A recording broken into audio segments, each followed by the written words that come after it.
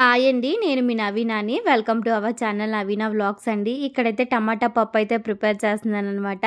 నచ్చితే ఒక చిన్న లైక్ చేయండి. ఛానల్‌కైతే సబ్స్క్రైబ్ చేసుకోవడం కూడా మర్చిపోకండి. సో, ఈరోజు టమాటా పప్పు అని చెప్పాను కదండీ. రోజు ఏదో విధంగా పప్పుచారో ఏదోటి అవుతూనే ఉంది. ఈరోజైతే టమాటా పప్పు అయితే ప్రిపేర్ చేస్తున్నాను. ఇక మా స్వామిని అడిగితే టమాటా పప్పు అయితే చేయమన్నారనమాట. ఏంటంటే ఆయన అన్ని కర్రీస్ తినరండి. ఇప్పుడు దొండకాయ, బెండకాయ ఉంటాయి కదా! వీటి వరకే లిమిటెడ్‌గా ఉంటాయి కర్రీస్ ఆయన తినేవి. అన్నీ అయితే స్వామి అయితే తినరనమాట. ఇప్పుడే కాదు ఫస్ట్ నుంచి కూడా అన్నీ తినరు. దానివల్ల ఏంటంటే నాకు కర్రీస్‌కి కొంచెం ఇబ్బంది అయిపోతూ ఉంటదనమాట. దోసకాయి, సొరకాయి ఇలాంటివన్నీ అస్సలకి ముట్టుకోరనమాట. దానివల్ల ఏంటంటే ఏదైనా కర్రీ చేయాలంటే నేను కొంచెం చాలా ఆలోచించాల్సొస్తది. ఏది చేద్దాం ఏంటి అని చెప్పేసి. ఈజీగా ఏమైపోద్దా అంటే గోంగూర పప్పు, టమాటా పప్పు, పప్పుచారు ఇలాంటివి చేశారంటే అస్సలు ఏమాత్రం మాట్లాడకుండా తింటారనమాట. దానివల్ల ఏమైపోద్దంటే విడప్పుడు కూడా నాకు పప్పు ఎక్కువే పడిద్దిలేండి. అంటే పప్పు అంటే సాంబార్ కానీ ఇలా ఎక్కువగా చేసుకుంటూ ఉంటాను. రసం కూడా ఎక్కువగా తింటారండి. దానివల్ల ఏమైపోతుందంటే మిగతా కర్రీస్ అనేవి తగ్గుతూ ఉంటుంది. మా ఇంట్లో వారం మొత్తం రిపీటెడ్గా తిరిగే కర్రీస్ ఏమన్నా ఉన్నాయి అంటే బీరకాయ, దొండకాయ, బెండకాయ, పప్పుచారు, గోంగూర ఇవే తిరుగుతూ ఉంటాయి అన్నమాట. ఇక వంకాయ కూడా తింటారు. ఇలా తిరుగుతాయి కానీ ఇక దానికి మించి సొరకాయ అని కానీ ఇంకో కర్రీ ఏదైనా కానీ అసలుకి ఇంట్లో ఎలో ఉండదు. దోసకాయ అయితే ఇంకా చెప్పనవసరం లేదు. మా స్వామి అయితే నోట్లో కూడా పెట్టుకోరు. దానివల్ల ఏమవుతుందంటే మేము కూడా తినట్లేదు. సో, నాకైతే ఇష్టమేనండి దోసకాయ పప్పు అలాంటివన్నీ నేను తింటాను. దోసకాయ పచ్చడి కానీ చాలా అంటే చాలా టేస్టీగా ఉంటాయి అన్నమాట. కానీ ఆయనకేంటో దోసకాయ అంటే ఎలర్జీ అనే చెప్పొచ్చు.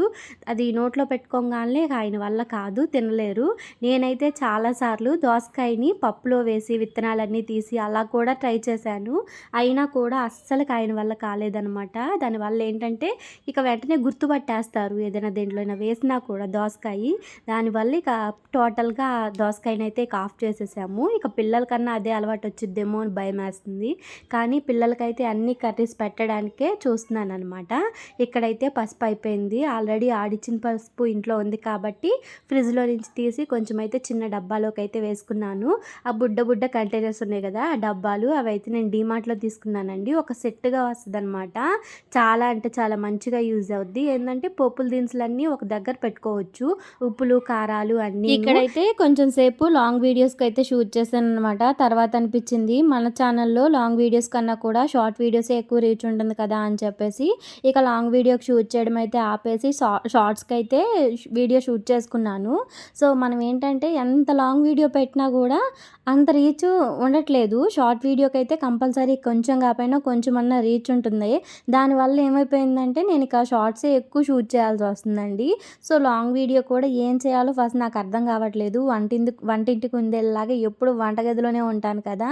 దానివల్ల ఏంటంటే 24 గంటలు వంటగదిని ఏం చూపిస్తాను, 24 గంటలు వంటలు ఏం చూపిస్తానని చెప్పేసి ఇంకో థాట్ రావడం లేదు నాకు. సో, అయినా ఎలాగోలా ట్రై చేస్తాను. ఇక నైట్ అయితే పడుకోబోయే ముందు కంపల్సరీ గ్యాస్ అయితే ఆఫ్ చేస్తానండి. అదొక భయం అనమాట. ఒకసారి ఏమైపోయిందంటే గ్యాస్ మీద అయితే పాలు పెట్టేశానండి. ఇక తర్వాత అయితే వీడియో ఎడిట్ చేసుకుందామని పిల్లలకి అన్నం పెట్టేద్దామనో ఇక అయితే బెడ్రూమ్‌లోకి వచ్చాను. పిల్లలు కూడా నాతో పాటే ఉన్నారు. ఆ రోజు మామూలుగానే యథావిధిగా పూజ కూడా చేసేసుకున్నాను. మామూలు దీపాలైతే కొండెక్కిపోయినాయి. కామాక్షి దీపం అయితే చాలా సేపు ఎలుగుతది కదండీ! అలా ఎలుగుతూనే ఉందనమాట. ఇక అన్ని లైట్స్ కూడా ఇంట్లో వేసే ఉన్నాయి. డోర్స్ అన్నీ నేనైతే లాక్ చేసి పెట్టాను. ఈ వీడియో నెక్స్ట్ కంటిన్యూ